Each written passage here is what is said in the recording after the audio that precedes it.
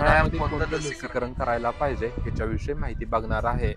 तर उन्हाळ्यामध्ये हे जे एप्रिल, मे, नमस्कार, हा मार्च व्हिडिओ महिन्यामध्ये शेवटपर्यंत पीपीआर पहा. रोगाची लागण जास्त प्रमाणात होत असते. पीपीआर हा संसर्गजन्य रोग आहे. एका शेळ्यापासून दुसऱ्या शेळ्यांना हा आजार होऊ शकतो. 90% पर्यंत मृत्यू प्राण्याचे होत असते.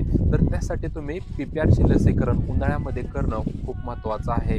पीपीआर ह्या लसीचं प्रमाण आहे 1 ml आपल्याला सकट लसीकरण करावं लागतं. त्या रोगाचा कालावधी आहे 3 वर्षापर्यंत. एकदा लसीकरण केल्यानंतर 3 वर्षापर्यंत त्या रोगाविरुद्ध लढण्याची रोगप्रतिकारशक्ती होत असते. त्या प्राण्याचं कमीत कमी वय किती पाहिजे? कमीत कमी 3 महिने वय पाहिजे.